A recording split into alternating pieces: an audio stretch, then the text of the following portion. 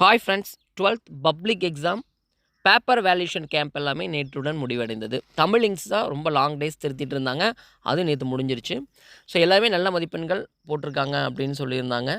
கீழே எப்படி இருக்கோ அதே போல் வந்து பார்த்திங்கன்னா மேட்ச் ஆச்சுன்னா ஃபுல் மார்க்ஸ் வந்து கொடுத்துருந்தாங்க.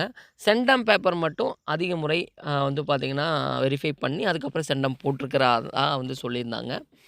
ஸோ எது அப்படிங்கிறத நம்ம ரிசல்ட் வந்ததுக்கப்புறம் தான் தெரியும். இப்போ ரிசல்ட் எப்போ அப்படிங்கிறத நம்ம இந்த வீடியோவில் தெரிஞ்சுக்க போகிறோம். எதுக்காக இந்த கொஷின் மார்க் வச்சுருக்கோம் அப்படின்னு பார்த்தீங்கன்னா, 5 நாளைக்கு முன்னால் வந்து நம்மளுடைய சட்டமன்ற தேர்தலோட முடிவுகள், தமிழ்நாடு எலெக்ஷன் ரிசல்ட்டுக்கு முன்னாலேயே வந்து 12ஆம் வகுப்பு தேர்வு முடிவுகள் வந்துரும் அப்படிங்கிற மாரி ஒரு நியூஸ் வந்து எல்லா நியூஸ் சேனல்லையும் போட்டிருந்தாங்க. நீங்களும் தெரிஞ்சிருப்பீங்க. அது உண்மையா இல்லையா அப்படிங்கிறத மட்டும் தான் தெரிஞ்சுக்கிறோம். ஸோ இதை பற்றி அதிகாரப்பூர்வமா பள்ளிக் கல்வித்துறை சொல்லியிருந்தாங்க. சொன்ன டேட்டில் நாங்கள் வந்து ரிசல்ட்டை வெளியிடுறோம் அப்படின்னு சொல்லி.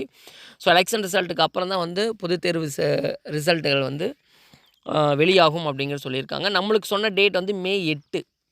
ஸோ மே 8 வந்து வெள்ளிக்கிழமை வருது. ஸோ அந்த டேட்டில் வரக்கான வாய்ப்புகள் அதிகமாக இருக்குது அப்படிங்கிறத நம்ம இந்த இடத்துல இப்போ சொல்லிக்கிறோம்.